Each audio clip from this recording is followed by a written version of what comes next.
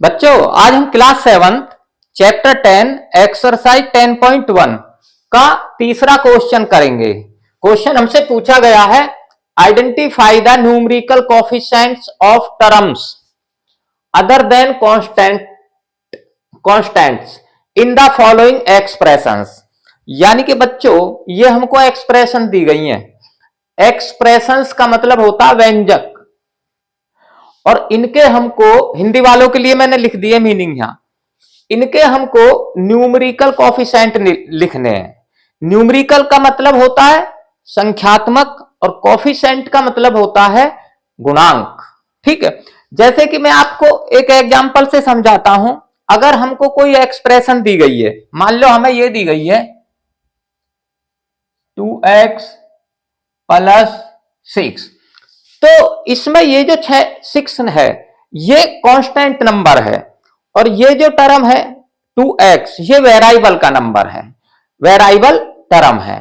तो अब इस x के आगे कितना है? 2 गुना हो रहा है, यानी कि 2 गुना x। तो ये 2 जो है इसका न्यूमेरिकल कोएफिशिएंट है।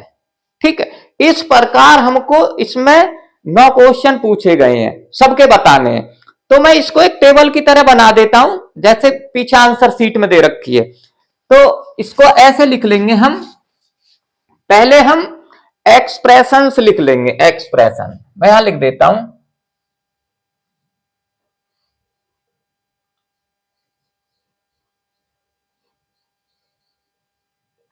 एक्सप्रेशन। फिर उसके टर्म्स लिख देंगे।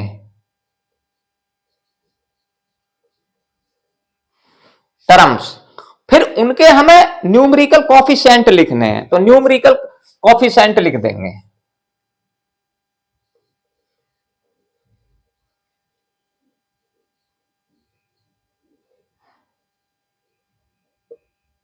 कोएफिशिएंट ऐसे एक टेबल की तरह बन जाएगी हमारे पास ऐसे। अब हमारा पहला ये है फर्स्ट में हमको दिया गया है 5 - 3 गुणा t की 2, तो ये हमारी एक्सप्रेशन है। तो हम यहां लिख देंगे 5 - 3 t की 2। अब इसमें जो हमारा वेरिएबल का टर्म है ये है, इन्होंने कहा कि अदर देन कांस्टेंट टर्म, तो ये कांस्टेंट टर्म है 5, इसे छोड़ देंगे। तो इसका लिखना हमको, ये हमारा टर्म है -3 गुणा t की 2, इसका कोएफिशिएंट लिखना है। अब जैसे मैंने तुम्हें समझाया, ये -3 t की 2 से मल्टीप्लाई हो रहा है, तो ये -3 इसका कोएफिशिएंट है, तो यहां आ जाएगा -3। ठीक है, पहले का हो गया। अब इसी प्रकार दूसरे का लिखेंगे। अब दूसरे की हमारी ये एक्सप्रेशन है। ठीक है, तो इसको लिख लेंगे यहां पहले। एक्सप्रेशन दी गई है 1 + t की 2 + t की 3। ठीक है, अब इसमें 1 2 3 4 टर्म है, जबकि इनमें से एक हमारा कांस्टेंट टर्म है, उसे छोड़ देंगे। तो ये जो बाकी 3 बचे, इनके कोएफिशिएंट लिखने हैं। तो जिनके कोएफिशिएंट लिखने हैं मैं वो टर्म लिख देता हूं, t और t की 2 और t की 3, ऐसे लिख देंगे। अब इसका कोएफिशिएंट क्या है? 1, क्योंकि अगर जिस संख्या से, जैसे हमारा t है, अगर हम यहां 1 गुणा करेंगे, 1 गुणा हुआ रहता है, हम लिखते नहीं है, जब जरूरत पड़ती है तो लिख लेते हैं। t एकम t आएगा, तो इसका कोएफिशिएंट क्या है? 1। और इस t की 2 के आगे भी 1 है, तो इसका भी 1। इस t की 3 के आगे भी 1 है, तो इसका भी 1। तो ये हमने इनके वेरिएबल नंबर जो है उनके कोएफिशिएंट लिख दिए। अब ऐसे लाइन लगा देंगे। 2 हो गए। अब तीसरे का लिखते हैं। तीसरा ये दिया गया है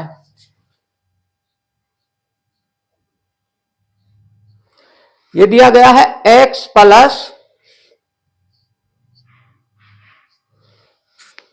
2xy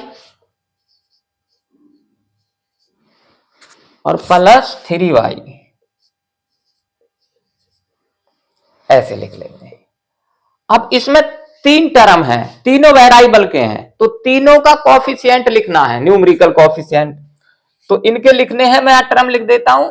पहला टर्म हो गया x, दूसरा हो गया 2xy और तीसरा हो गया 3y। अब इन तीनों के लिख देंगे। अब इस x से वही एक गुना हो रहा है, एक आ गया है तो एक लिख देंगे। इस एक्स वाई के आगे क्या 2, तो इनका कॉफिशिएंट आ गया 2। अब y 3 गुना y, इस y का कॉफिशिएंट है, न्यूमेरिकल कॉफिशिएंट है 3, तो ये 3 आ जाएगा। अब इसका हो गया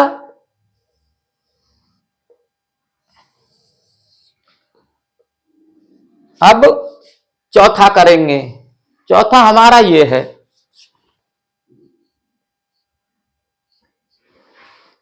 चौथे को लिख लेंगे पहले एक्सप्रेशन को। ये है 100m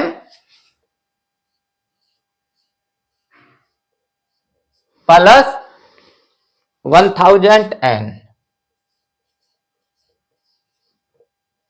अब इसमें भी दो टर्म है, एक दो, दोनों वेरिएबल के हैं, तो इनके दोनों के कोएफिशिएंट लिखेंगे। पहले मैं टर्म लिख देता हूं, ये आ गया 100m और ये आ गया 1000n, इन दोनों के लिखेंगे। अब इस m के आगे कितना मल्टीप्लाई हो रहा है 100, तो इसका कोएफिशिएंट आ गया 100।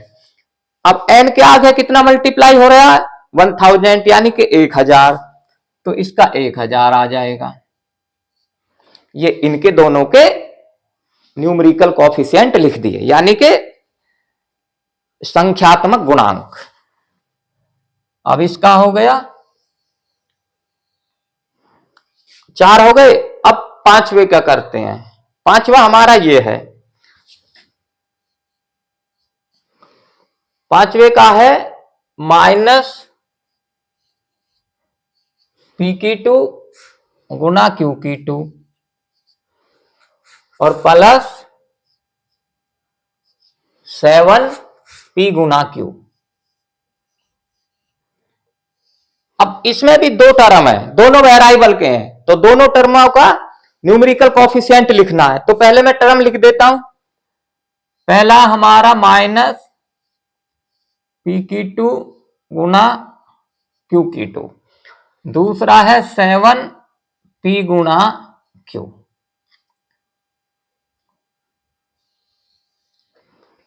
अब इसका क्या है, ये माइनस पी की 2 गुना क्यू की 2, ये माइनस आगे लग रहा है तो इसका -1 है, तो यहां आ जाएगा -1, क्योंकि 1 सबसे गुना हुआ रहता है और यहां माइनस है तो -1 है।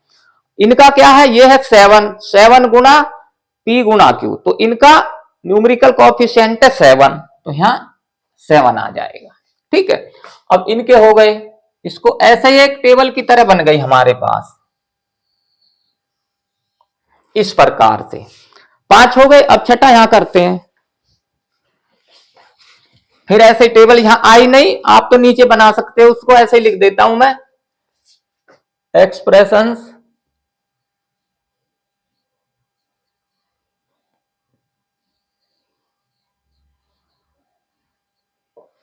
एक्सप्रेशंस और फिर लिख देंगे टर्म्स, फिर कोएफिशिएंट,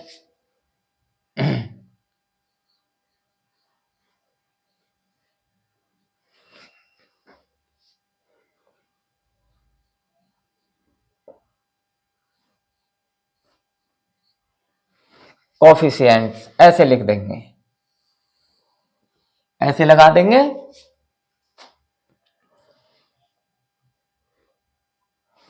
अब इनमें पहले एक्सप्रेशन लिख लेंगे। 5 हो गए, छठा ये है, तो यहां लिख देंगे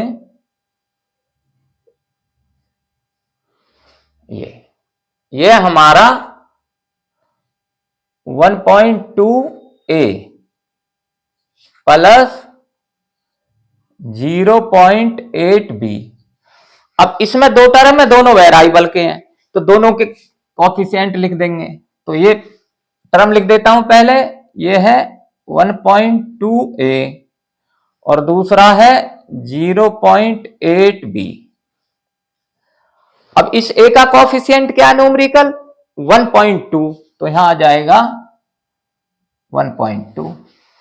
अब इसका क्या है b का 0.8, तो यहां लिख देंगे 0.8। इस प्रकार से इनके न्यूमेरिकल कोफिशिएंट आ गए। अब ये हमारा 6 हो गया, 7वां करते हैं।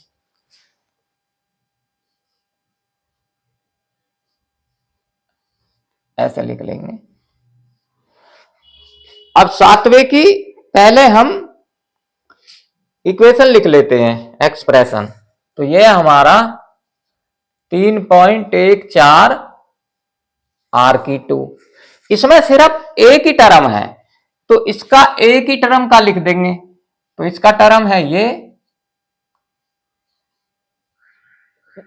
r⁴ वेरिएबल है, r⁴ के आगे क्या मल्टीप्लाई हो रहा है 3.14, तो ये इसका न्यूमेरिकल कोफिशिएंट आ गया 3.14। ठीक है, अब ये 7वां हो गया। अब 8वां कर देंगे।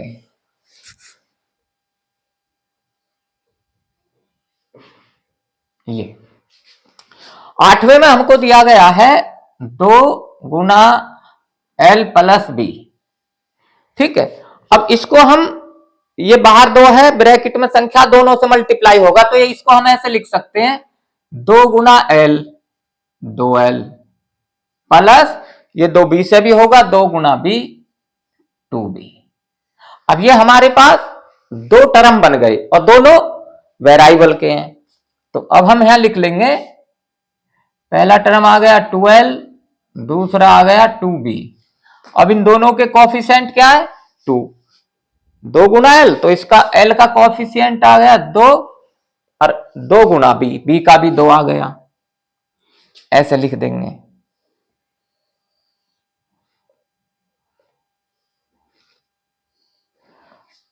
अब 8 हो गए, अब 9वां करते हैं। 9वें की एक्सप्रेशन हमको दी गई है 0.1y और प्लस 0.01y⁴। इसमें दो टर्म है, दोनों वेरिएबल के, दोनों के कोफिशिएंट लिखने हैं, तो यहां दोनों को लिख लेंगे 0.1y और दूसरा है 0.01y⁴। ऐसे लिख देंगे। अब इसका कोफिशिएंट क्या न्यूमेरिकल 0.1, तो यहां आ जाएगा 0.1। इसका क्या है 0.01, तो इसका आ जाएगा 0.01। इस प्रकार से हमने सबके इनके न्यूमेरिकल कोफिशिएंट लिख दिए और ये एक तरह की टेबल बन गई, जैसे कि आंसर शीट में दे रखी है। तो ये आपको समझ आ गए होंगे। आप इसको लाइक करें, सब्सक्राइब करें।